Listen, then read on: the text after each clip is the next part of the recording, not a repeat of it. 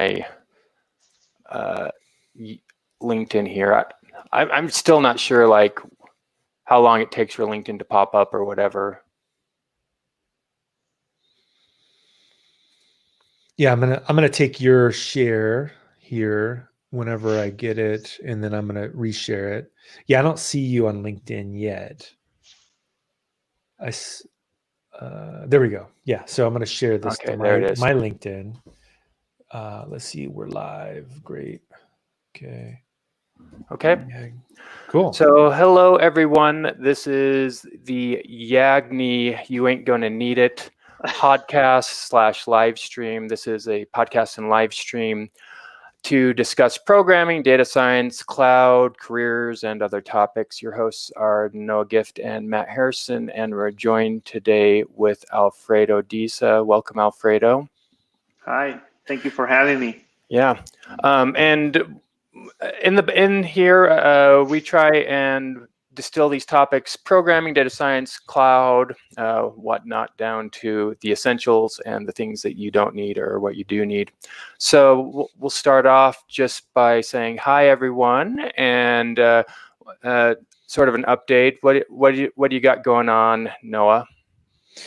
Yeah, so one of the things I'm working on right now is a fairly ambitious plan. Is trying to create 100,000 jobs by 2021 over all of the United States, like Tennessee, maybe Raleigh, some other parts of the United States in cloud computing, data engineering, machine learning. And I'm working with Microsoft, AWS, Google, Udacity. And just basically, I want to just put points on the board, get people jobs. A lot of really smart people are working on it with me, and it's pretty exciting, actually. So that's what I've been working on today. And also, I heard a really awesome number that there are 500,000 plus jobs just in cloud computing that should be created in the next 10 years. And that's a very, very conservative estimate. Yeah.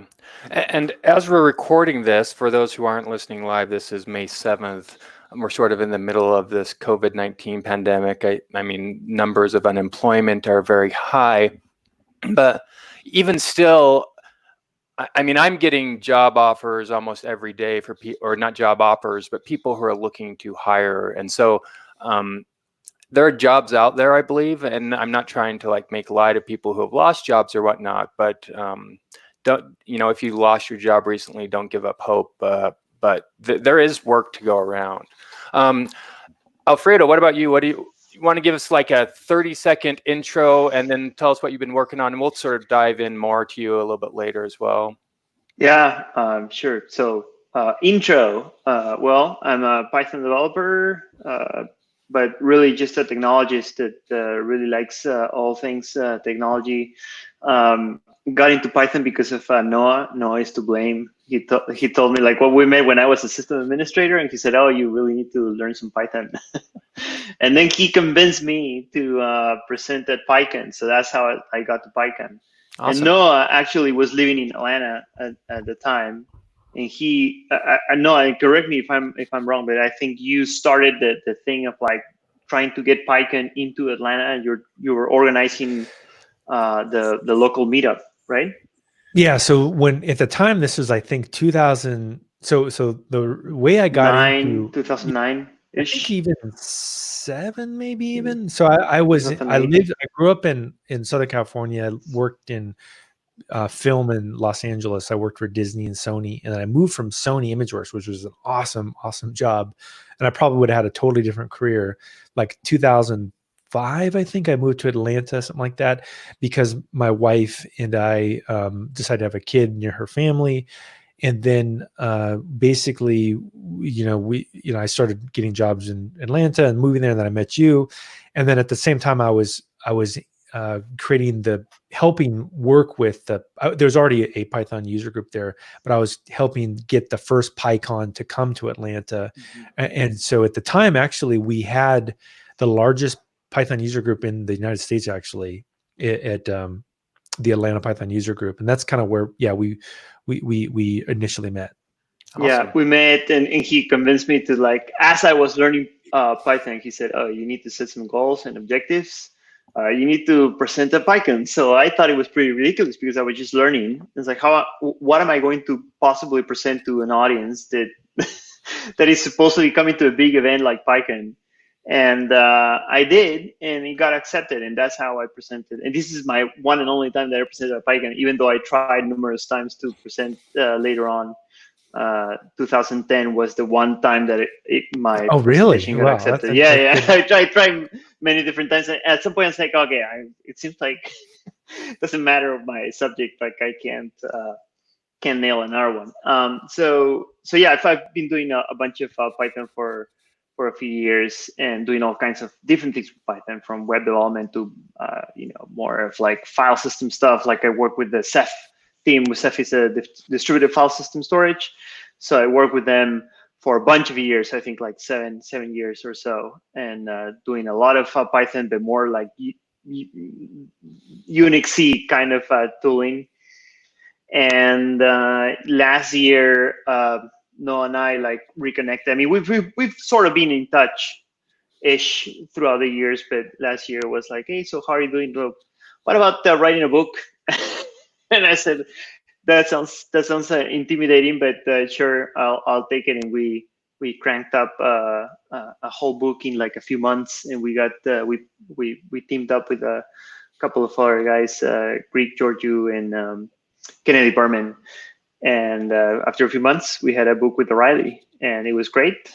It's been on and off like a bestseller on Amazon. So I was like, oh, that's pretty outstanding. And then January comes along of this year and said, hey, like I really want to, go and self-publish. And this is kind of like the one book I want to do, which is testing in Python. And he said, oh, that sounds great. Yeah, let's do this. And we cranked up an outline, and 6 weeks later we had a book. Awesome. Went out, and then we had another one. After another 6 weeks, we had the minimal Python, and now we're finishing our third book this year. We're halfway through. So end of May, beginning of June, the latest, it should be out, which is building command line tools in Python. Awesome. So that's you kind haven't of like retired yet. Yeah, I know. Yeah, it's it's a lot of work, but it's good. It's one of those things where like and Noah brings up this subject all the time, and it's kind of like working out. It's not like you go to the gym or wherever, you go for a run and you do a big run or a big workout and you're done.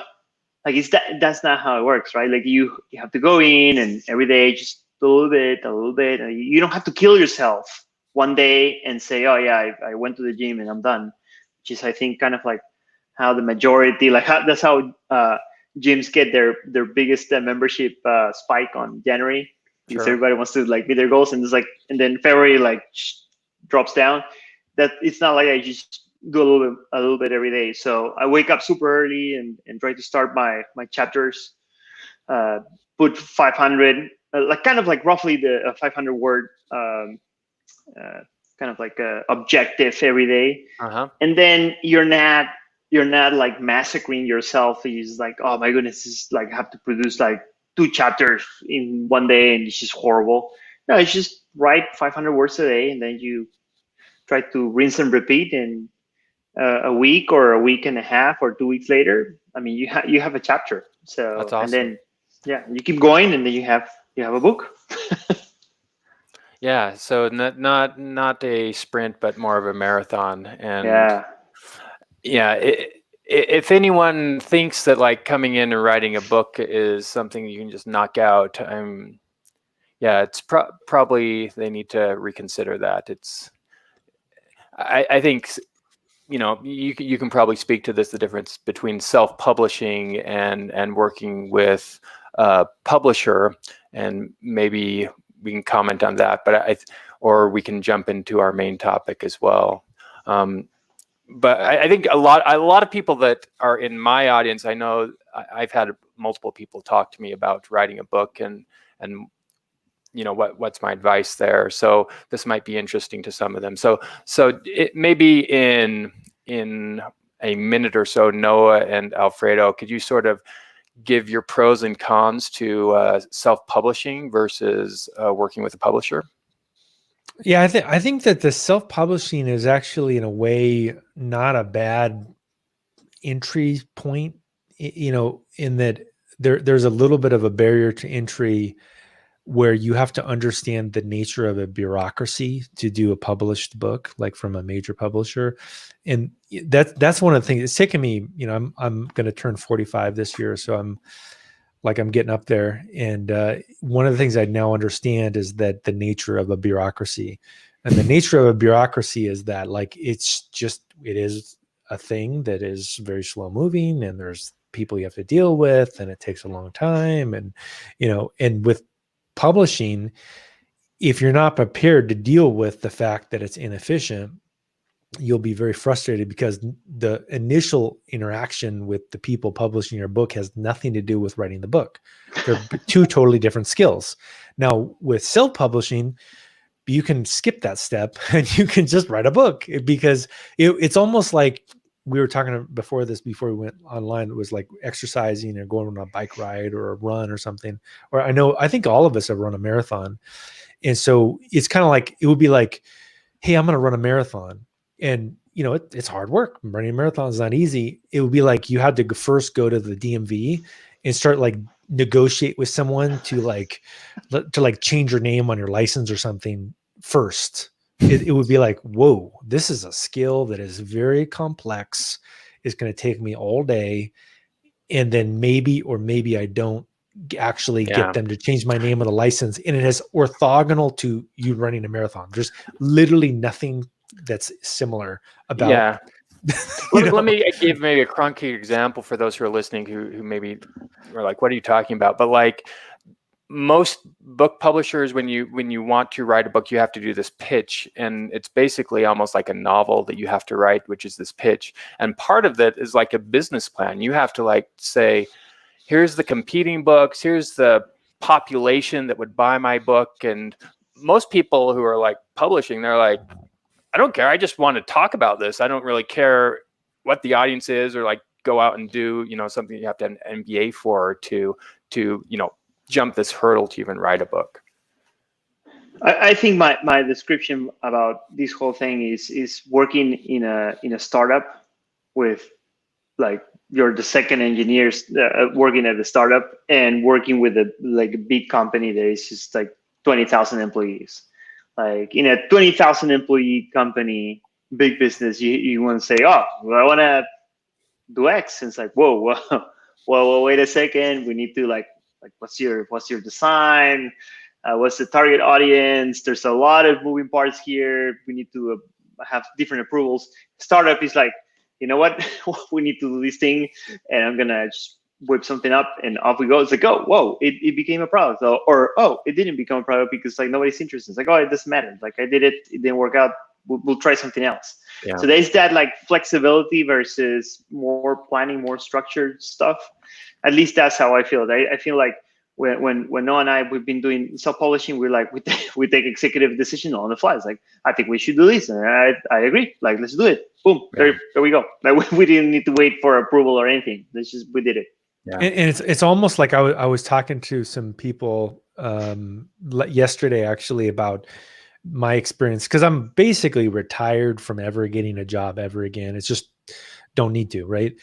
And I was giving some people some advice, and I said, the best advice I can give you about interviewing at companies is just imagine the people that you're interviewing with are the kind of people that think that 5G caused COVID-19. And if you can just put yourself in that perspective, then it's oh, you're basically clueless and you believe in conspiracy theories. Oh, okay. Well, let's just dumb it down. Gonna keep it mellow. My expectations are super low.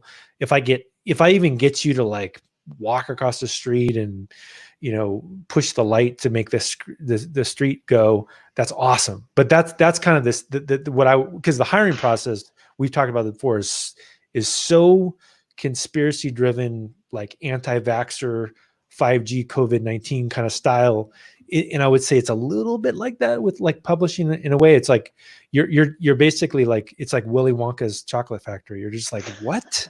Like you're all of a sudden you're like in this tube and you're running around. There's like Oompa Loompas and you're like, wow, like Yeah. really? Oh, okay. I guess I'm in Willy Wonka's chocolate factory. Wait, wasn't I pitching you a book? Oh, okay, sure. Let me just eat these gumdrops. And it's like it's non sequitur basically. So as long as you're okay, the fact that you're in this weird world and it has nothing to do with publishing the book, and you just accept that it's a hazing ritual, then you can publish a book. Yeah, I sort of have three thoughts on just the book publishing. One, the first one is don't do it for the money. And most people, I mean, you obviously, I think there are good payoffs from it, but you didn't retire after the first book. So if you're going into it thinking you're doing it for the money, that's probably not the right thing. The other one is if you really do want to not self-publish, you really do want an O'Reilly book or someone behind your book, and you know, maybe that's a badge of honor. Like O'Reilly sent me a plaque and I've got it here in my office that has my book cover on it, which is nice. But if you really do want one, I would take the same angle that I would take with getting a job, in that if I wanted a job, I wouldn't talk to a single person to get a job. I would have at least 2 or 3 people that I'm talking to. And presumably if there's one publishing company that's interested in a technical book, I guarantee you that you could tell that to other book companies and like, oh yeah, we're interested, right? At least you could pitch them. And you might have to deal with some of these things that might not be what you thought when you thought you were publishing a book. And then the third one, and this is maybe like my power hack the system answer, is self-publish. And if your book is successful, publishers will actually come to you and ask you to take it and put it under their name. And that's happened with multiples of my books. So, and then you sort of basically jump that hurdle where it's like, yeah, I already know how many books it sells. I can tell you how much it will make. And so that question of like, how big is the target audience? I mean, basically they can look on Amazon sales rank and they can say whether they want to buy your book or not due to that. And then you just sort of jump that and you're sort of in the process. Okay, let me see. I think we got some questions here. Okay, just a question about self-publishing.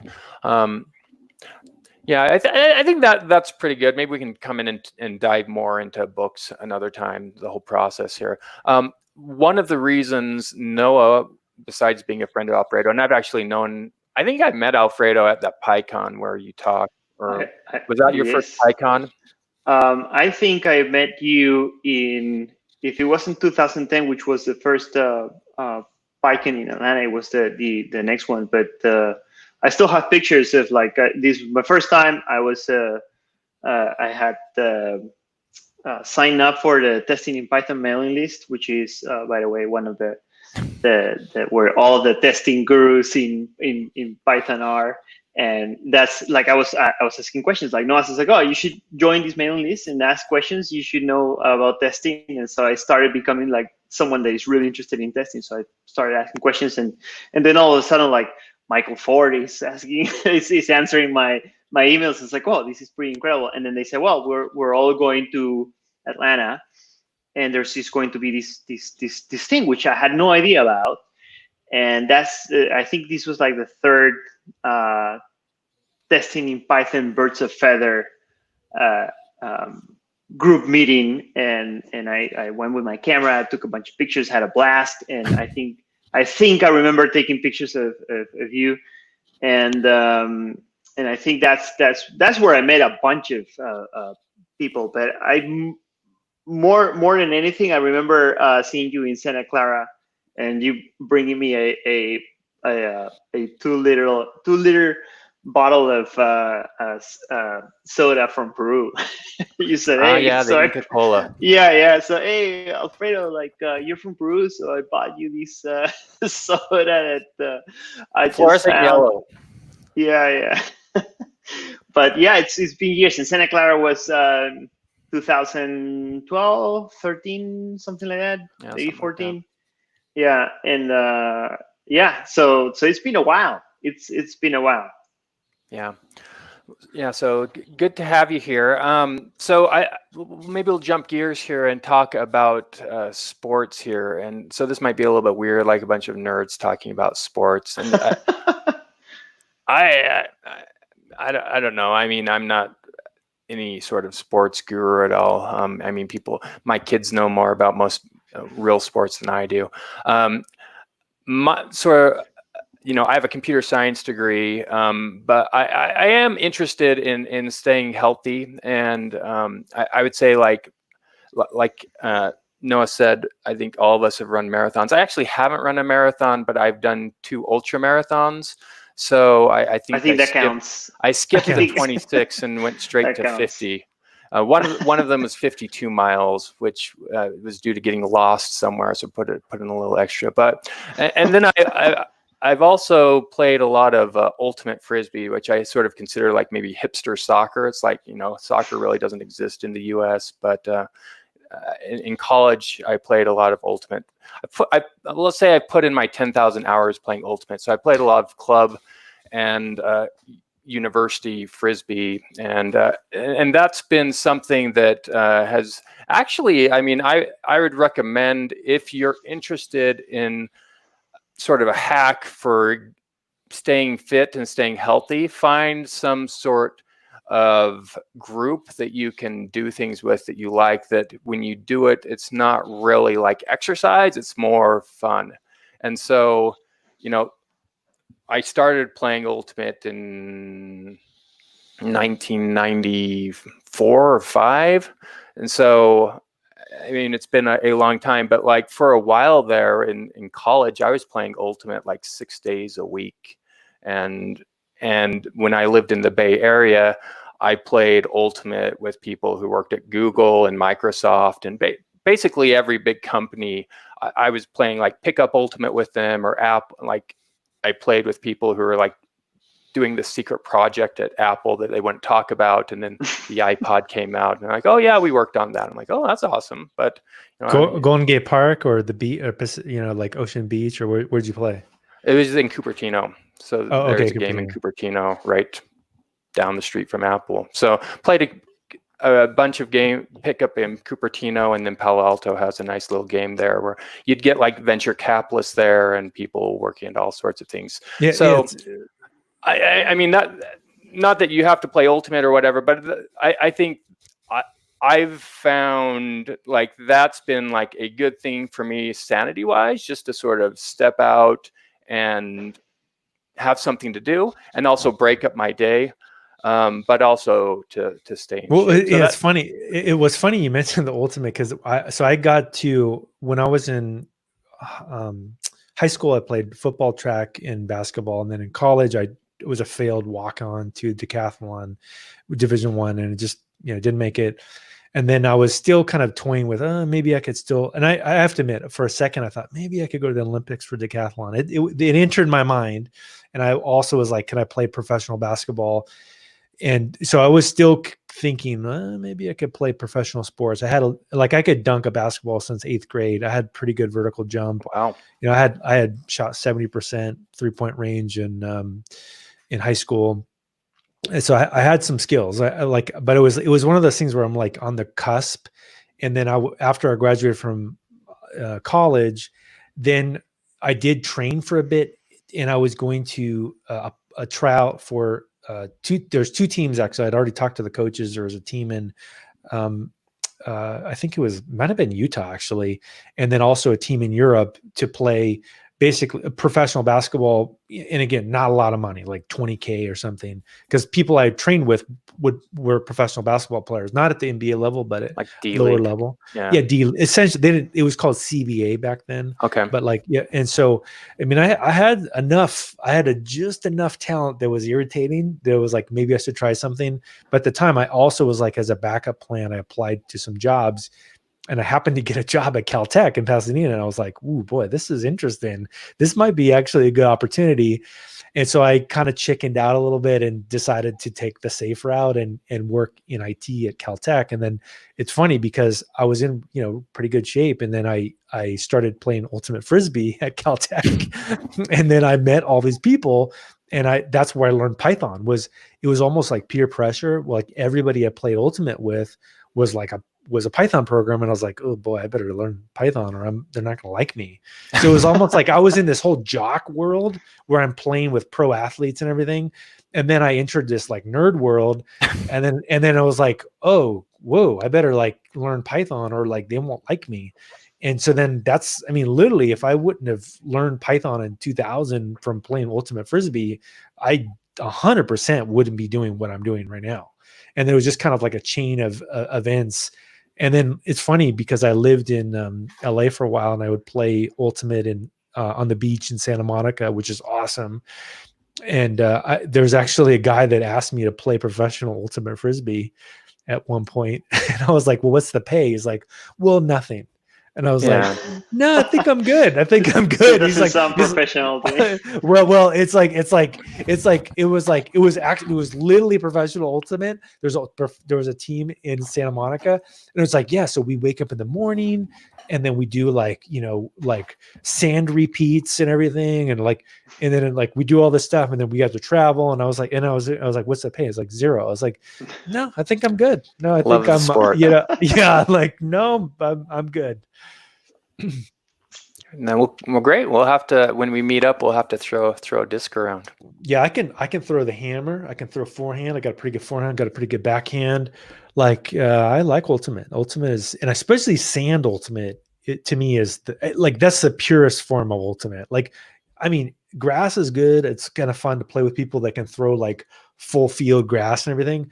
But the beach is, to me, the purest form because you can just lay out, right? And you can dive. So this is going to be very geeky. Have you ever played Goldtimate? I have played Goldtimate. Wow. They play that. Okay. They play that so I've also played in Bay Area. I would say the Bay Area was like a little less it was okay. But maybe I wasn't playing at the right places. Like I think in the East Bay, there's like a pretty hardcore game in the East Bay, but I have played Goldtimate as well. Yeah. Awesome. Cool. So Alfredo, I think you're the most prominent athlete among us. An actual pro athlete. Pro athlete, yes. So full disclosure, so Utah actually had a professional ultimate team as well, and I was offered a spot on that. So there we go. We all have been on the cusp. I have never been paid to play a sport though, but yeah. So yeah, here we got a pro athlete. So let's listen to the pro athlete here. All right, so first of all, this is something that I've struggled for a few years, and that is speaking about my sports activity from the past. And I think Noah has been Noah and my dad, like they both like push me towards like being more open about it, and it's been difficult for me because it's. Back when I was living in Peru, I was born in Peru.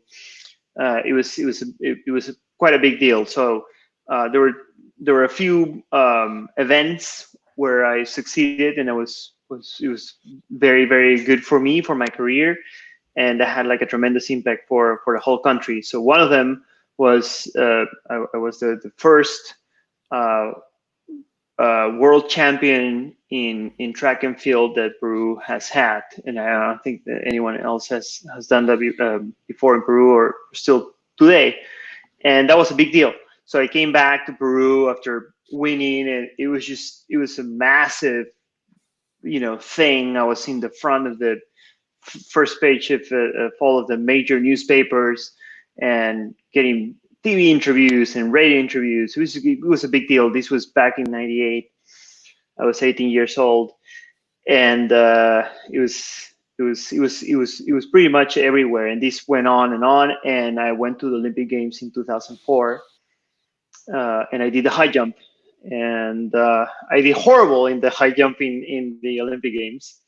And but throughout those years, I had many different events where I was doing pretty well, and South American champion and South American record and all kinds of different things accomplished with the high jump.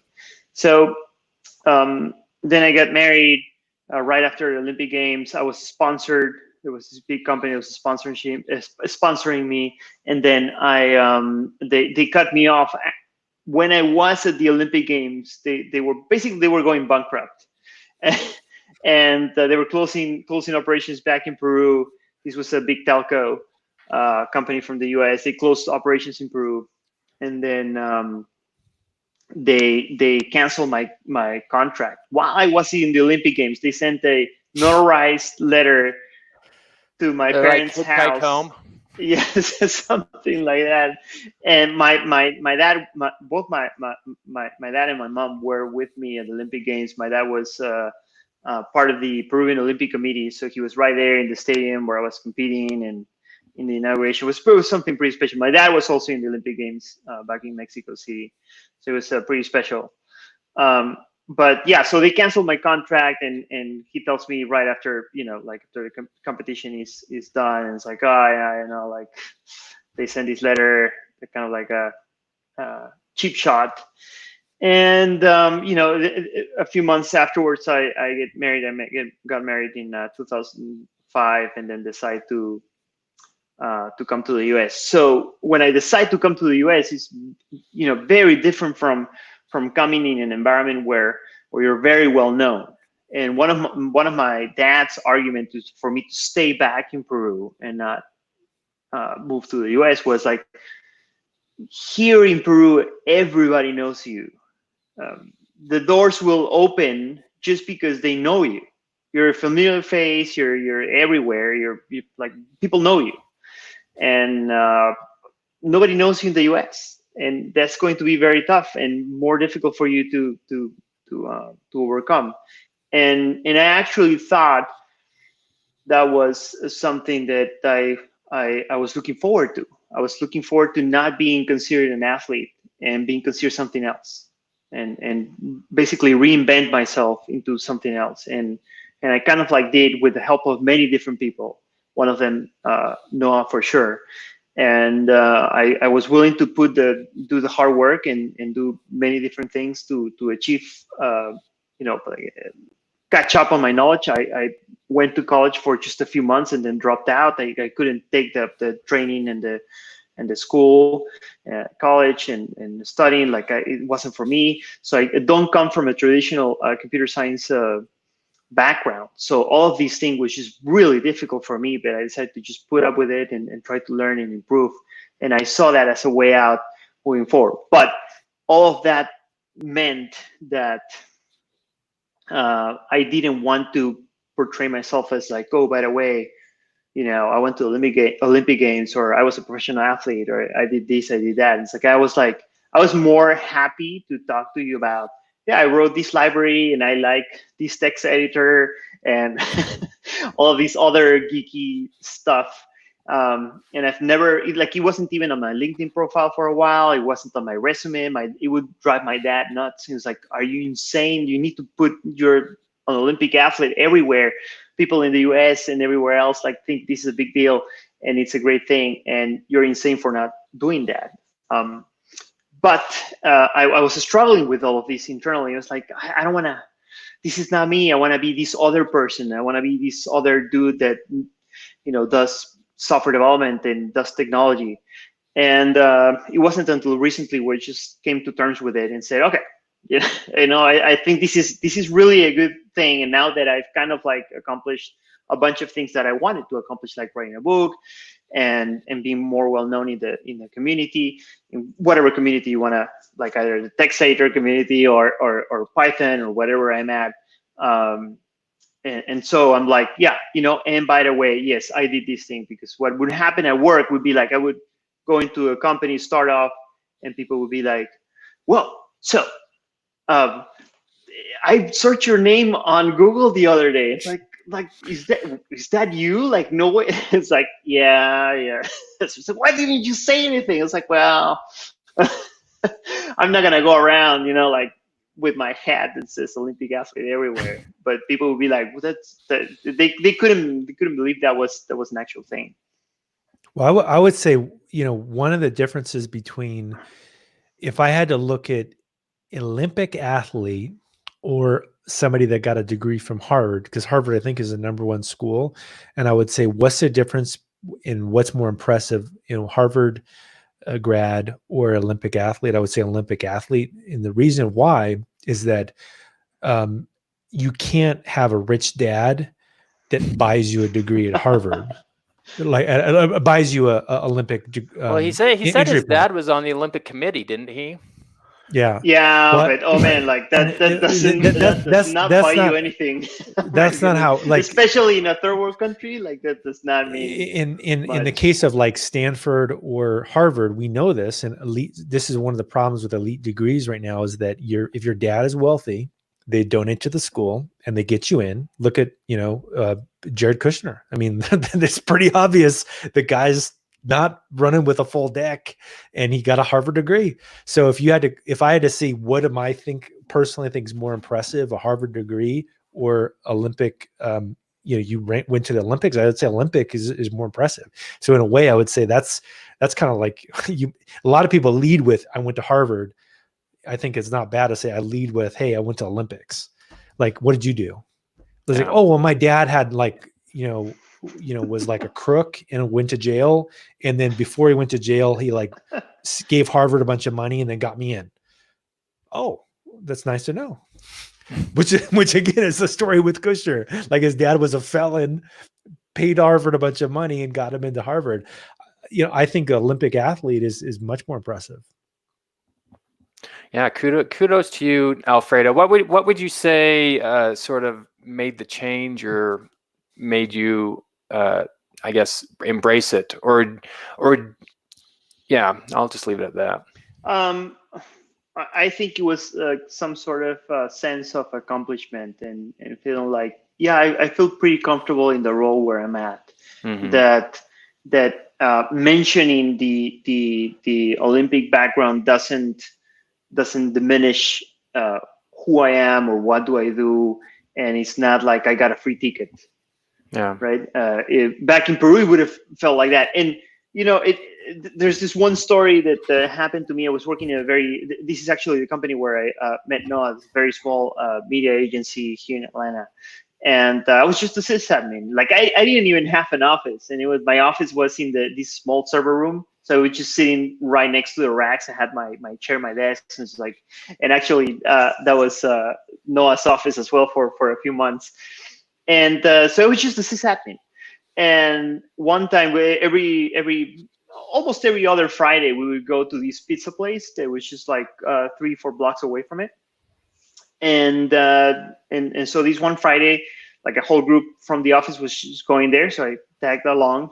We sat down, and then the waiter comes in, and he freaks out. He recognized me. This guy is Peruvian, and he says like, "Oh my goodness, you're Alfredo, and like, what are you doing here? This is incredible. Like, I'm here. I'm studying in. I have a scholarship and playing soccer for Georgia Tech, and I'm just doing this thing for this pizza place. This is incredible. Please, like, sign my, like, can I get your autograph?" And the people from the office were just in complete disbelief, like, what is going on with this thing? How much like, did you pay this guy? Yeah, they could not, like, they could not understand what was going on. They thought this was like really weird, like what, like they couldn't tie things. I mean, this is the system administrator that doesn't even have an office and comes here and people are asking for his autograph. So the way I explained it was, imagine that Shaquille O'Neal comes through the front door and says like, I want to be a project manager. And you will be like, what is going on? This dude is Shaquille O'Neal. Like, what is he doing? I mean, I'm not saying I'm the Shaquille O'Neal of Peru, but it's a shock because you're not expecting someone that is really well known to just come in the front door and do something for you. So that's kind of like what happened then. And I didn't want to be associated with, oh yeah, it's Alfredo. Like he got a free ticket because he's such and his dad is such and such, or anything really. Like anything that you see today is just hard work. Yes, a bunch of people, like I said, like Noah being one of them, like really helped me out and put up with me and said, okay, Alfredo, like you seem like you really want to learn. So here's a bunch of doors that you can go through, and they're all yours if you want to put the good work. And I did. So to more accurately answer your question, is like I came to terms with it because I feel like there's no longer a direct connection that where I'm at today, it's because I got a free ticket somehow because of my past. Like I never mentioned it. I've never been in an interview with any of my workplaces before where I said, oh yeah, and by the way, I went to Olympic Games. Yeah. Well, so I got a question for you about competitiveness. So if you've watched the Michael Jordan stuff, I don't know I'm sure you've watched some of it, maybe that's out right now, where they go into his mind. Have you seen some of it, Alfredo? No, I read some articles. There was I think there was an article coming from Charles Barkley. I think they butted heads, and he was upset. Well, so like the thing that's interesting about the sports thing is that, and I guess I've kind of come to terms with this a little bit too, is that when I was in college, I remember I'm 6'2" right today, like at this exact moment, I'm 225. That's kind of my body weight. I'm like more like a quarterback kind of build. So I'm not like super like thin for track. That's probably wasn't a bad sport. I probably should have been like a pro fighter or something. or a quarter, like that's kind of but I remember I would like I did a 430 1500 at 220. Like I had pretty good cardio. I would lead runs, like 3-mile runs with like people that were doing like 1 and 2 mile races and stuff, and I would always be 1 or 2. And I just remember this one time we were in a pack, and it was like this person had just been kind of like creeping on me the whole like preseason. And I just remember like there was like the top 3 of us were there. And I remember it was the last time we were going to do a 3-mile run, and the coach is watching, and my heart hurt real bad. Like I remember it was like something was happening, like, and it felt like something bad was happening in my heart. Like it was like, ooh, there's something that's probably permanent that's going on. And I just remember thinking, I was like, nope, this is where I die. Like this is what happens. I just said, I'm not losing. I said, nope, you're not. Like there's 3 of us. You're not the 4th person. Like the heart may explode, but I'm not going to lose this race. And I didn't. And I think probably something bad happened to me. I don't know. Like I hopefully I'm okay. but that's just kind of like the way an athlete a little bit thinks. At least maybe that's the way I think. And I remember that it kind of comes back every once in a while. I remember I was in the Bay Area. This was like 2015 or something, and I was just jogging on the Embarcadero. And I remember I was just kind of going for like a 3-mile run, and I wasn't trying to race anybody or whatever. Or maybe it was like a 5-mile run. And then on the way back, like right before you get to Market Street, which if you know the Embarcadero, it's like, maybe another couple miles up, and it's kind of uphill. There's a guy, like I hear he's like behind me, and I hear he's kind of like just kind of coming up. And I just remember like, are you racing me? And I was just thinking, I was like, oh, I think he's racing me. And then it's kind of like he starts to get up, and I was like, well, and I started increasing the pace. And it's like another couple miles. I know I had still a couple miles to go. And I was like, and we just kind of kept going up and going up. And we start to get into like probably maybe like 5-minute mile range, like 5.5-minute mile. And I was like, okay, this is starting to hurt. And then I just remember thinking the same thing. It's like, just not going to win. Like, just not going to happen. Like I said, nope. I don't, like, you're racing me, I'm racing you. It was like this like unseen thing. And I just remember like just running for like a mile, like as hard as I could up Market after I'd rather run 3 miles. And like, we're like running red lights, like missing traffic. And I was just like, not losing. And like, just like, I don't know, maybe I'm super competitive, but like, that's just kind of like how I'm wired, I guess. Is like, once I get into the race, like, I don't want to lose the race. I don't know. Do you feel like that? Or you already had so much of that, you don't even care? I think it's like somewhat similar, but not quite. Like I might be competitive a little bit, but like not necessarily on like a one-to-one basis. Like if you and I are running around and you want to push up the pace and kind of like make it a race, if I can't, if I feel like, oh man, like this is just too much, I mean, I'm just gonna let you go. Like I don't feel like I have anything that I need to prove, and not that doesn't necessarily mean I'm discrediting you. That's but what I mean. That could be part of it. It's like you're like. However, there is a sense of competitiveness, and this is more of like my way of thinking. So, and there's this one thing that I usually tell to kind of like give an example on how I think. I usually go and jog around my house, like, but here where I live is very hilly. It's like up and down everywhere. Especially in my neighborhood, like my house sits at the very top of the hill in the neighborhood. So it's like you have to really like go up the hill like pretty hard. So if you're going out for a 2-3 mile easy jog, you have these super big uphill coming back, and I have to be like really badly injured, almost not being able to walk, to say, okay, I'm gonna walk back up. But like I don't let this hill beat me. Like I'm going to mentally, I'm going to be like, this hill is nothing. Yes, I'm tired. Yes, everything's burning. I'm just gonna go up. I'm gonna finish, and I just don't finish. I don't even like finish at the top of the hill. I have to go up the driveway, which is also pretty steep. And I finish, hands up. Yes, I got you. Rocky. I won, and I did it. You're not going to tell me how it is. I'm going to show you that. Of course, the hill is not a person. The hill is not doing anything to me. But mentally, I'm just like pushing towards it and making sure that like I'm winning. Like this is not. Yes, I'm tired. Yes, of course you're tired. You just went up and down different hills all over, like, for 15-20 minutes, and you're tired. But like, what does that mean? Mental game. So, yes. Yeah. So maybe we can, I have a question. So probably harder to be an Olympic athlete than, well, I don't know. I guess it depends on what country you get into, what you're from. But okay, not too political, but probably harder to be in the Olympics than to go to Harvard.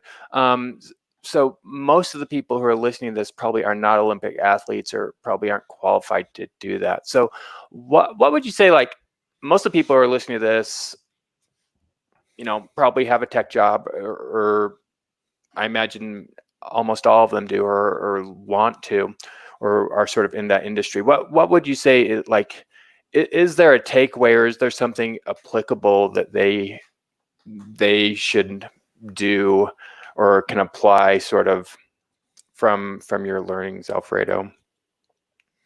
You mean taking from the sports side to the I mean, is there something applicable to like tons of modern things. people like me who don't like yes. go try and like Strava kill people in the middle of There's tons of things. I imagine Noah like has Strava out and he's like looking at it and then like, oh yeah, I got to pick up the pace here. If not, I'm in the second percent, not the first percent. No, it's more. I don't even care about. It's more like it's spontaneous. It's more like if I happen to be doing something, especially cardio. I just always feel like cardio is one of those things. Just like no, like you're not gonna beat me. Like because I already raced people that were some of the best people in the United States. I'm like, nope, not gonna happen. Like you're not gonna race me and win. Like so, it's more like situational than it's like I'm intentionally trying to do it. But yeah, you were gonna say, Alfredo, like how do you think it applies? Yeah, well, I think there's a bunch of different things. In a lot of these things not only come from just I went to Olympics, so I know these things. But if you're doing especially individual sports, but it's not exclusive because some people that do team sports also have this sort of same philosophy and different pillars of beliefs, but especially in individual sports. And I learned these very early on. I started my my very thorough training. I did the track and field seriously for 15 years. I started when I was 11 years old, and when I was 11 years old, I told my dad, or 10 or 11 years old, I told my dad, I want to do these seriously, and I started training every day. And I never stopped until like I was done with the Olympic Games and got my contract cut off. But there is a sense of ownership that that you learn very early on, because if you're a swimmer or you're a runner or you're whatever individual sports you're practicing, what you put in is what you get out. If you want to run a marathon, you can't just say, well, you know what, this week, I'm just gonna relax. I'm just too tired. Like it doesn't work that way. You have to put the work in. Like otherwise, that's not gonna work out. Like you're not gonna be able to accomplish what you want to accomplish. So very early on, I learned that like I have to put a good chunk of work and quality work. I can't be just a little sloppy and then later on, I was training so hard that I wasn't able to work out with anyone. So I was mostly working out by myself. Very mentally, like I would struggle mentally because you're alone all the time and doing these intense workouts. And my dad would tell me, it's like, if I tell you to do 10 reps, I trust you to do 10 reps, because remember, if you do 8 and you tell me that you did 10, that you're stealing from yourself, right? Because you have to put 10 and you do 8, and then those 2, you're stealing from yourself. You're not becoming the athlete that you should be, because you're not being truthful and you're not owning that workout. So my sense of responsibility and ownership is through the roof. Like if I'm writing a book, and this has happened with Noah, like I'm telling you, like I'm going to deliver these things. Like I'm tired, I got sick, I'm married, I have 3 kids, life is tough. But if I say that I'm gonna do it, damn it, I'm gonna do it, and I don't care what needs to happen. I'm gonna commit myself and I'm gonna deliver, because to me, there's nothing more important to just be able to deliver what you say that you're going to deliver. And the way I've explained it before is, you go to a car mechanic, and the car mechanic's like, oh yeah, Monday's car is gonna be ready, and then Monday comes around, it's like, looks like Wednesday, the parts are not coming through, and then gives you the runaround, versus a dude that says like, yeah, Monday, and you go Monday, it's like, oh yeah, here's the car, it's Monday. It's like, oh my goodness, this thing is this is outstanding. This mechanic is great. I want to work with him all the time. I'll start telling all my friends that they need to send the car to this dude.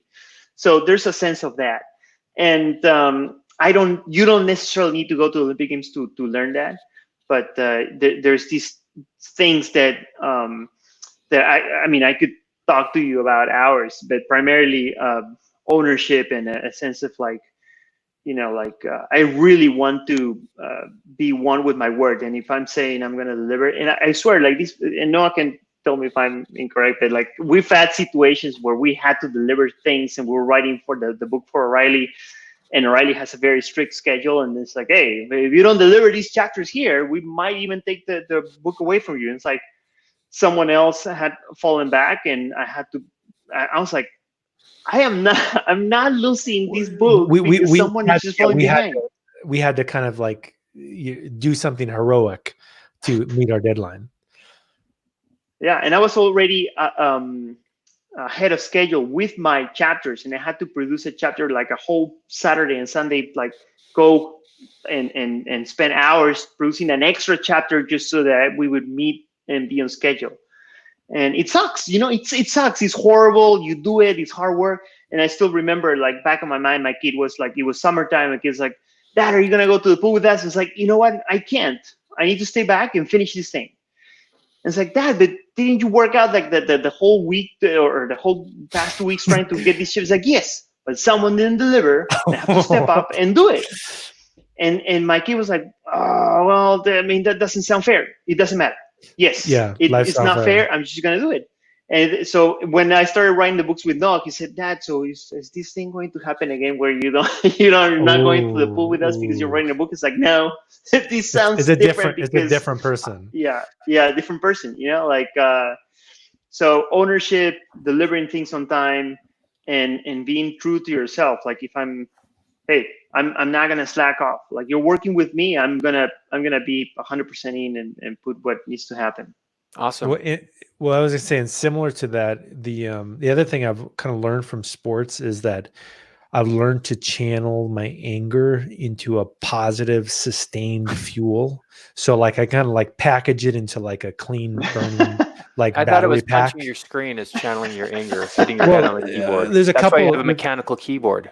Well, there's a couple ways, a couple stories. One, I remember when I was working in New Zealand, I was working at Weta Digital, and there were some people that like really had a horrible idea to take Subversion, wrap it up into like some other tool that hid everything it did and make it like magic so that you don't understand how Subversion works. And I was like, this is the worst thing I've ever heard. And no, I won't do it. And then I had to long story short, I had to switch departments. And then I heard from this new department I'm in, they're like, yeah, so in 3 days, they're going to release this tool to production. And I knew it was a bad idea. And I was so upset at the stupidity of this project that I said, nope. I said, I'm going to write a competing tool that does what they're trying to do.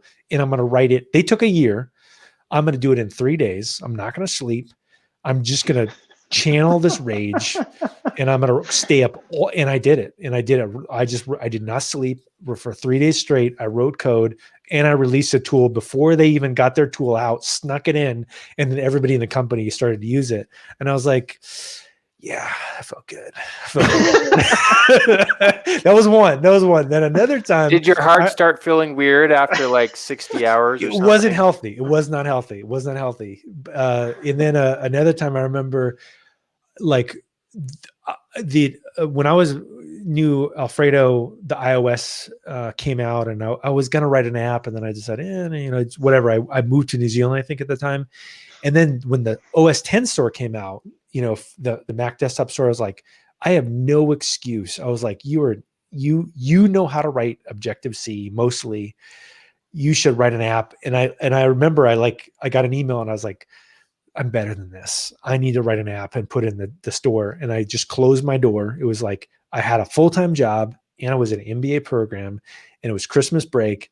I just locked my door to my room and didn't come out for 5 days. And I wrote an app and released it and got in the desktop store. And it was pretty successful for several years, but it was just like pure, like just like anger and just cranking and just like you can do this. And I think, I don't know if I would do that anymore, but in my 20s and 30s, it was like, I think it's okay to have a little of that, like have a little bit of like, what can you actually do in 5 days or 3 days, and you'll be surprised. And I guess what helped me do that was when I was in college and I would do the core, there's 2 workouts that we did in college. And my coach was an Olympic decathlete.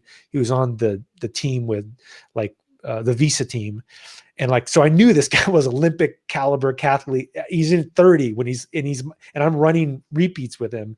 So I know I can hang with Olympic athletes. We're doing 200 meter, 8 by 200s, all under 27 seconds. And I'm leading the pack. I'm like, it was just kind of like, it gives you confidence. I think when you've pushed yourself at that level, they're like, no, I can do this mentally as well. Like I can suffer. Pain is okay. Like, I didn't die. Maybe I threw up every once in a while, but I'm okay. Like I think that carrying that over occasionally, like the story that Alfredo said, like, hey, every once in a while, hey, you have to suffer for a little bit. So, suffering is part of life. Good. So there's a question from a LinkedIn. It says, are there other, from Matt, Matt says, are there other practices that only pro athletes might know about that maybe apply to coding or being a programmer? Well, there's only one pro athlete, so Pressure's on. He Let's got to see. spill the beans. Yeah, let's see. So we talked about ownership and Go get some discipline. juice somewhere. Discipline. I mean, but it's not like, not because someone says, "Hey, here's $100 and you're a pro athlete now," that you're suddenly have this wisdom to pursue things. But if you're running a marathon, and this is the basically very similar to what the example that I already gave.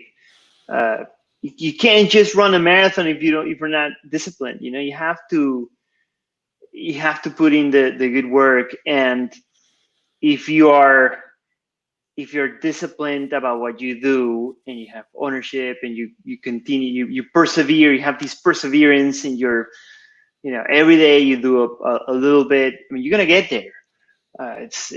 It's very unlike professional sports, because there needs to be, for you to be a successful athlete in whatever sports you want, there's a mystical, magical combination of things that need to align for you to succeed. You have to have like parents that are supportive.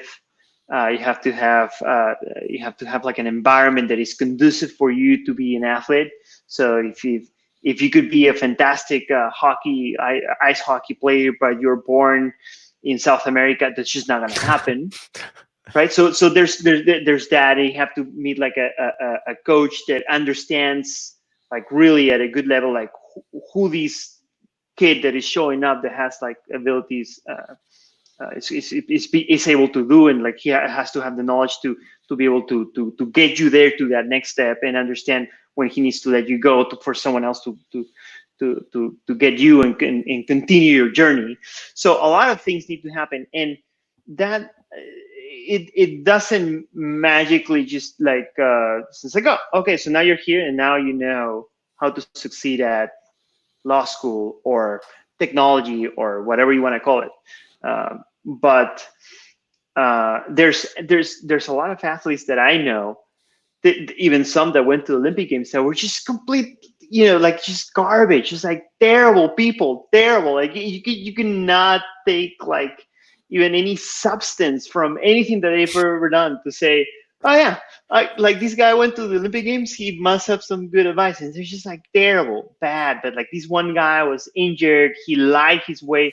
Like I was actually trying to like I met him, and he was like trying to fight this one spot to get to the Olympic Games, and he was injured. He never told anyone. He got to the Olympic Games. He did horrible, and he was like, yeah, I was injured. It's like, dude, why did you do that? You took someone's spot. Right, yeah, and like very untruthful, very like cutting corners.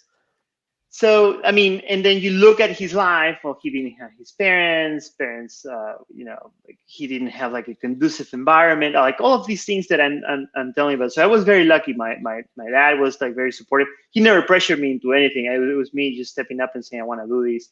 And then he got me to a spot where I was very good. And, but along the way, it really helps to have that support system, that someone else that is telling you like, hey, just try to do this, try to do that. There was this one time where I had qualified. There's a system to qualify to events in the rest of the world that is not the US. The US has this different way of like, oh, if you're in the top 3, you're going to the Olympic Games. There's the Olympic trials, and then if you're in the top 3 or top 4, you go. In the rest of the world, you need to achieve a certain standard. So for high jump, it's just like a certain height. And there was this one event, and there was this one height, and they only could take 2. And there was this one athlete that made the height, and 2 other athletes, including me, that did above that height. Like, so we were better. So I was like, oh, they're gonna take me. And then the the athletics federation comes to me. It's like, yeah, you know what? We're gonna have like a jump off because the three are tied. It's like, how is it possible? Like I have like the better height. I'm like, I'm better. Like, why don't you just take him in? It's like, no, technically the rules say like if you're making the high, we have to take you and the three, even though you two have are better off. Like this third athlete has also made the high. It's like, that's unfair. And I had and they just announced these like the day before one event in Peru, and I was not prepared, and I was preparing for the event like a couple of weeks later, and then I lost. So they decided not to take me, and I was just so upset. So it's like I just wanted to tear down the whole like go in and kick the office. It's like you guys are garbage, you're terrible. And I was like 13, 14 years old. And my dad told me, it's like, no, you can't do that. You know, there's also the politically correct thing to do. And he said, what needs to happen here is that you need to be so unbelievably good that there's no way that, I mean, they would have to be insane to say, well, yeah, we're not going to take you. And that sucked. That sucked so bad because like that meant a lot of hard work, a lot of like putting a more effort, not accepting that I was not going to participate in this international event that I was supposed to go, that I knew that I was the better athlete. So the work ethic, again, the ownership and being like, you know, so I went back to training. It's like, I am not going to let anyone have any doubt that I'm not the best. And it just pushed and got to a point where like, yeah, it got to a point where like everybody in Peru would be like, oh, it would be insane, yeah, not to take Alfredo. Like we need to take this dude to all of these international meets. But yeah, I wouldn't say there's something inherent or something you really specific that you once you're a professional. And by the way, professional athlete, I had like 20 something scholarships to come to the US and compete for the NCAA. And I didn't because the NCAA, like if you receive like $100 once, you're considered a professional athlete. So let's have some perspective here of professionalism. And this is something really unfair from the NCAA. So I decided to stay back in Peru and accept this professional contract and find a college that would give me a scholarship back in Peru. But yeah, I mean, come on, for those standards, if you receive $100 from anyone, NCAA says like, oh yeah, professional athlete over there, and they won't give you a scholarship. You are not allowed to compete in NCAA. You immediately disqualified for life. Like you can't even go back after 2 or 3 years. It doesn't matter.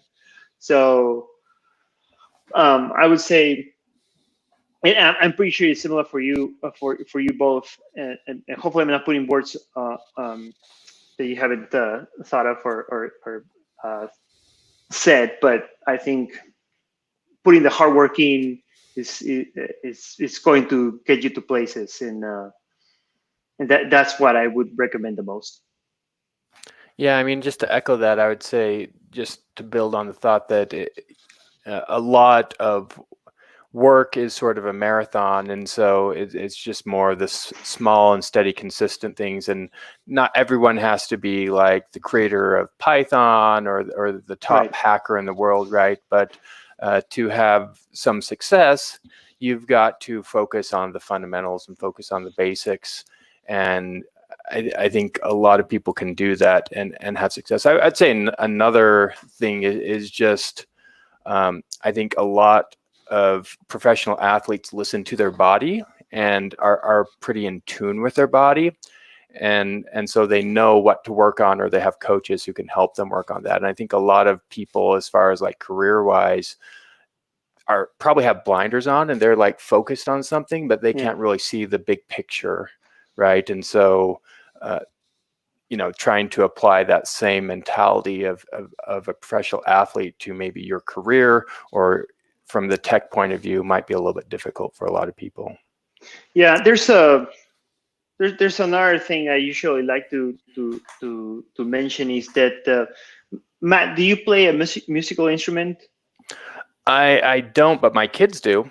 My daughter was the awarded the best violinist at her school. Oh wow! So I mean, she's played for almost 11 years, so she's pretty good. So that's kind of like where I want to go next, is that like I'm terrible at playing music, and I know Noah plays the piano. You've even composed, I think, some stuff as well, right?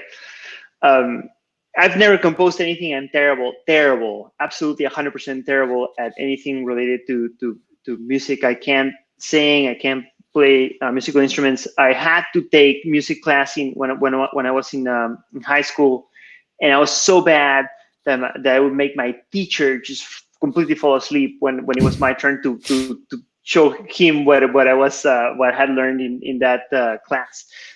Terrible. And my dad always was like, my dad can like play any percussion. Just he hears something, he just like does the percussion like no problem. And he hasn't had any formal training of percussionists, and he's pretty good. But I'm not. And one day I said, you know what? I really like percussion, and I really want to learn. And there's this Peruvian percussion instrument called cajon, and the cajon is a wooden box, and it comes from the unfortunate the African slaves that came to Peru to work on the field, similar to what happened here in the U.S. Hundreds of years ago, and the slaves had this thing where they wanted to do the percussion, and they were not allowed to have a musical instrument, so they started building percussion instruments from things that they had. And one of the things they had, like, so the story goes, it would be this wooden box, and so it's a wooden box that it has a hole in the back, and it's very thin in the front, so it creates a sound perfect for doing percussion. It's made out of wood. It's perfect, and it was later made famous by Spain, because Spain took it, and the flamenco musicians made it a part of their thing. So there's the Spanish cajon, which came imported from Peru. But in any case, I was just so fascinated by this instrument, and I so badly wanted to play one, that I went ahead and figured out how to, but there's no instructions on how to build one. So I had to kind of source my way through it. It's like, oh, well, okay, it seems like these are sort of the measurements that I need to have. Went to the store, bought some wood, started cutting, and finally made myself one of these things, and grabbed YouTube and a bunch of different channels, and I was like, I'm gonna learn these. I really want to learn these. I really, really, really want to learn this. And I was like, day in and day out, and day in and day out. And now I can say I can really play the cajon. Like, there's 4 or 5 basic rhythms, and I think I can defend myself. If I'm putting in a traditional Peruvian music group, I can play it and be fine. But this took a ton of effort, and I was like, but I was willing to make it. I really my willingness and trying to put in the effort every day to succeed was more important than one. So you might even hear me play today, and you say, oh, Alfredo seems like he's a natural. It's like, no, this I had to watch YouTube and bang it with my hands. And so that story, compared to something that happened here in my neighborhood, like, this is almost new-ish neighborhood, and we had 2 or 3 neighbors come in a few years ago, first get together of all the new neighbors in the neighborhood. And one of them brought a guitar, and it's like, oh, I'm gonna play the guitar, and he starts playing the guitar, and the other neighbors is like, oh my goodness, that sounds great. Like, I wish I could play the guitar. And I said, no, you don't. And I bet you don't want to play the guitar. And he was like, what do you mean? It's like, well, if you want to play the guitar, why? Like, do you have a guitar at home? It's like, no. It's like, why don't you buy one? It's like, well, I don't have time. It's like, no, that's wrong. If you really want to play, you're going to buy a guitar and just start either taking courses or paying a teacher or going somewhere where you can learn and put the effort. It cannot come from anything. It doesn't work that way. It's not going to shine on you. Like you just said, your daughter has done this for 11 years. It's just it doesn't. She was not born. She's like, oh, son. I was like, oh yeah, this is great, violin player. Like it doesn't. Yeah. I mean, there's surely people like my dad that can do this percussion thing, but it doesn't happen for everyone, right? Most of Yeah, us, we and need to put the effort. I mean, I have a sort of similar thought to that. A person I know has come up to me multiple times, like, Matt, I want to be a developer. I'm like, okay, here are some things you can do, right? And you know, they're like, but I want to do it like the cheapest way possible. I'm like, okay, I'm like, here, you can take my book and you can read it. And then I'd like see them every once in a while. I'm like, did you read my book? No, but I really want to be a developer. And similar to your point, it's like, if you really want to be a developer, I mean, you might see like these sky high developer salaries relative to yours and think that you want that, but you need to take some steps and take some action, take some ownership, and just saying you want to do something doesn't mean anything. You have to start. Like we said, it's a marathon. It's not a sprint. And so if saying you want something doesn't mean anything, it's all about what you do towards that. Yeah. Well, I would say kind of, I mean, I it's funny because to use both running examples, like one of the things I discovered about running marathons was that there was, I had to do these 2-hour runs to prepare for a marathon. And I remember after a while, like it took me a while to get to the point where I just accepted the fact that I was like running for 2 hours. I was like, oh, just like it took a long time to get to the point where like, oh, I'm literally running for a couple hours and I'm not going to think about when I'm done. I'm just going to accept the situation I'm in and just like, I'm running and I'm going to run for a long time. And I just don't forget, don't even think about when I'm going to be done. I'll be done when I'm done. Like I'm way in the forest somewhere and like, it'll be done in a couple hours. And kind of similar, to that is also the intervals. Is that I don't know how much I know Alfredo and I have done intervals, but when there's someone timing you doing 200s or 300s and they have to come under a number and they're like, D1 or Olympic athletes that you're running with. And even in some cases, everyone throws up at the same time. Like in college, we did do that at 300s. Like everybody in the team threw up at like 6, like the 6 300.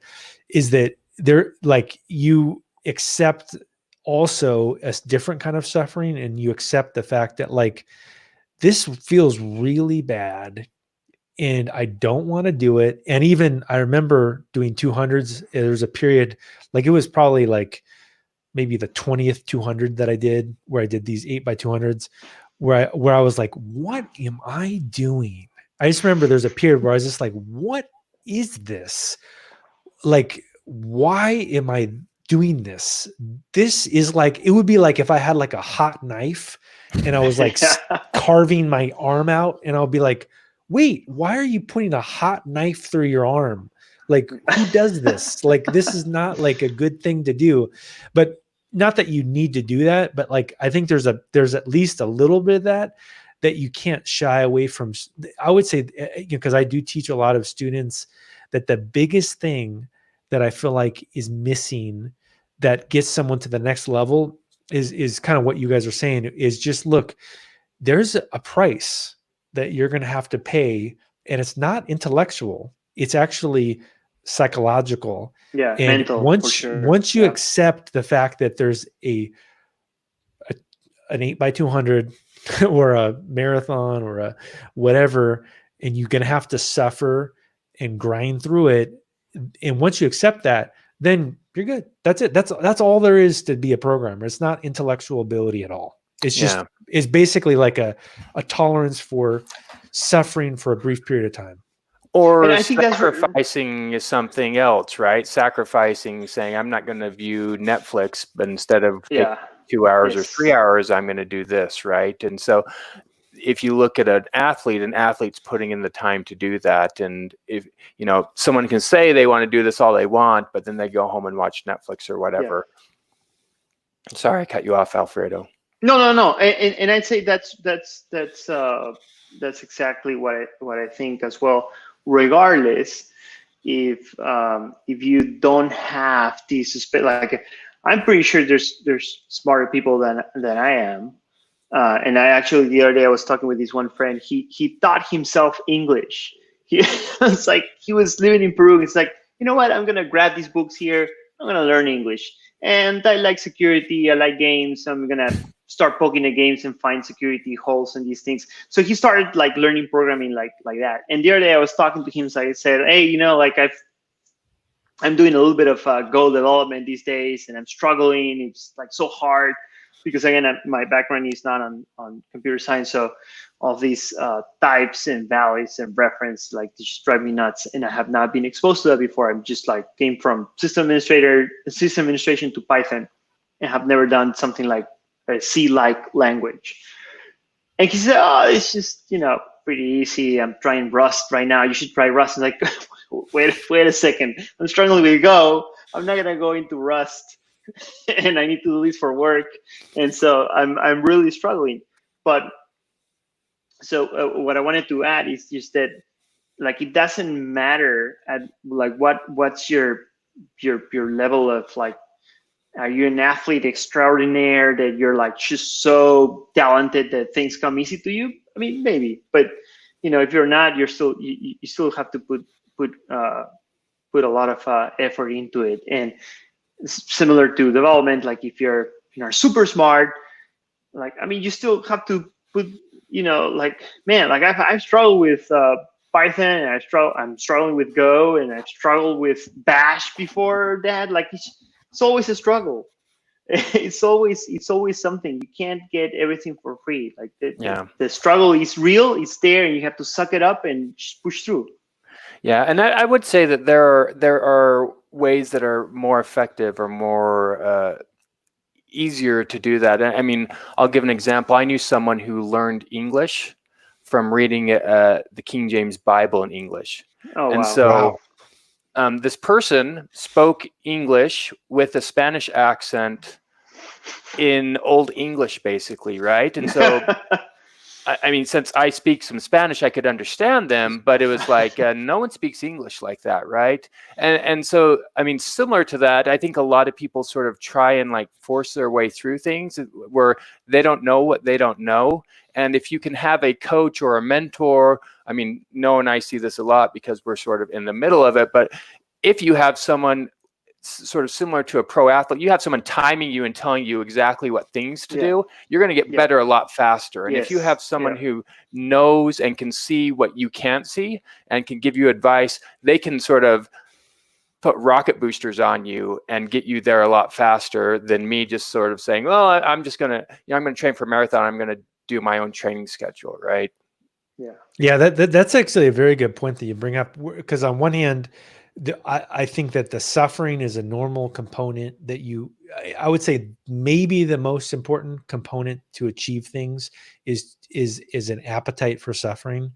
And then the other one that you bring up, which is then to get to the next level, is that it's taken me a while to get to this point where I realized, like, honestly, you know, and we're being a little bit self-promotional here, but honestly, buying a book by somebody that knows what they're doing, that $20 book could save you like a year, thousands of dollars. And even picking the right kind of books as well. I'll tell you one other story that's kind of embarrassing. I'll be honest. That when I was first learning Python, I remember the Python cookbook. I was embarrassed to tell people that I was like kind of like didn't really know everything about Python, and so I didn't want to get like a basic Python book. I didn't want to carry it around because then people would think I was a beginner. So I carried like the Python cookbook, which, to be totally honest, is like tricks juggling tricks or something. It's just like, what? Like, people don't use anything that's in the Python cookbook is not what you do to develop like commercial software. It's basically like, hey, so you want to be a juggler and you want to be in the circus and you want to do, it's just like, it's like just weird tricks and stuff. And so I was like, boy, this is so tough.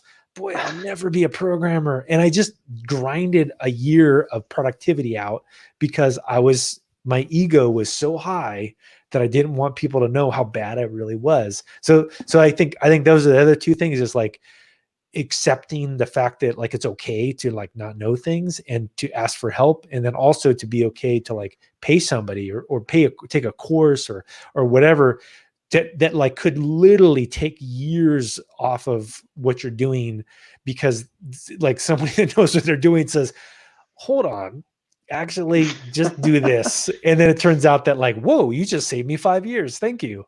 Yeah. Yeah.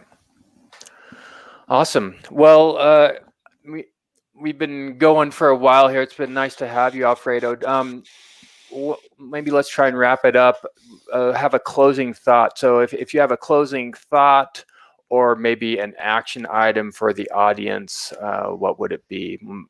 I guess. Wow. I'll start off, and so I'll sort of riff on Noah's idea in that.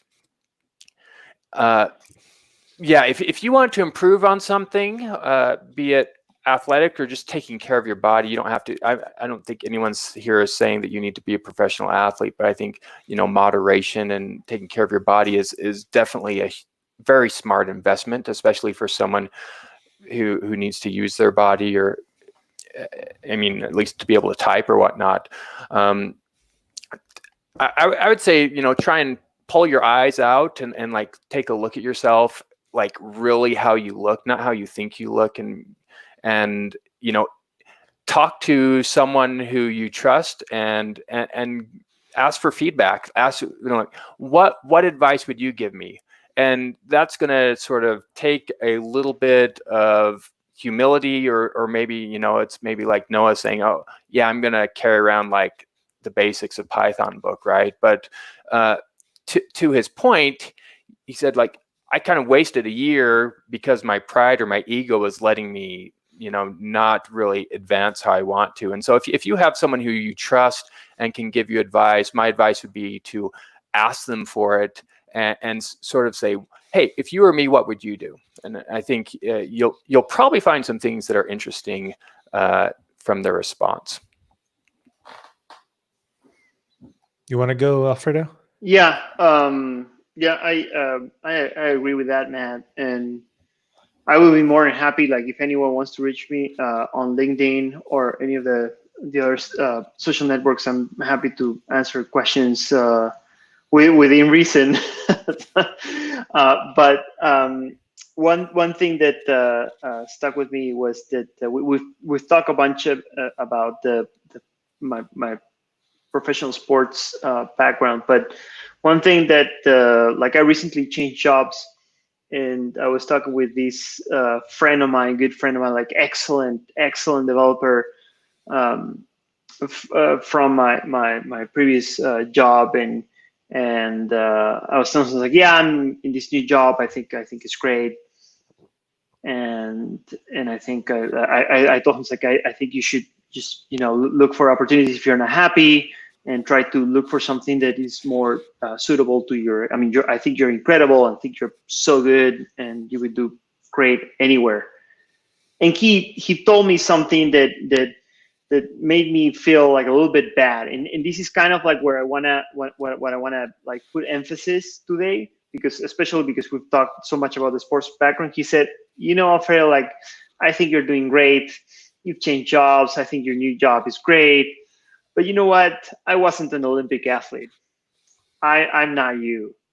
And so I'm just going to stay behind. And this is what I do. And I'm comfortable and I'm good. And that made me feel bad, because it's not about being an Olympic athlete.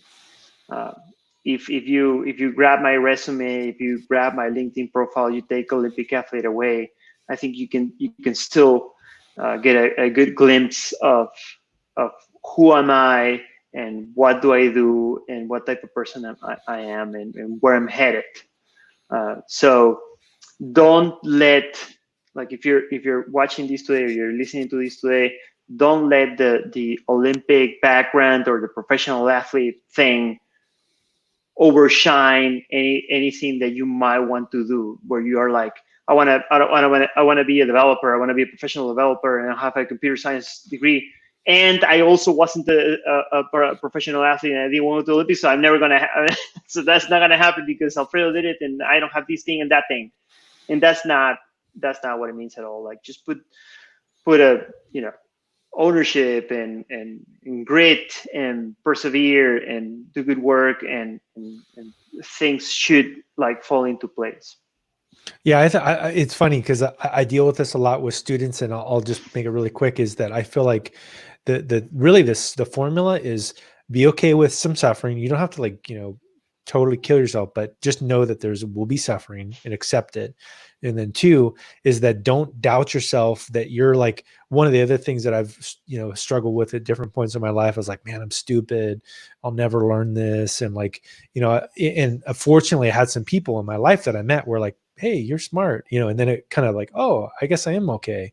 And like not doubting yourself. That's another thing, is it's easy to like think that someone else is better than you because they have achieved something.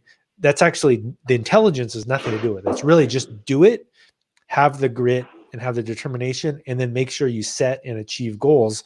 And that's really all it is. Most successful people that have accomplished things, they have grit, they set and achieve goals, and they don't let their own self-doubt get in their way, because that's actually one of the bigger things that can stop you, is if you think that you're not smart enough, and then it'll be a self-fulfilling prophecy. You're like, oh, well, I'm not smart enough. Well, now you've told yourself you're not smart enough, so you won't do it. Yeah. That's awesome. Okay, well, on that note, thanks Noah, thanks Alfredo for sharing your thoughts. Nice to have you on, and hopefully everyone has some nice action items or some ideas to take away with this.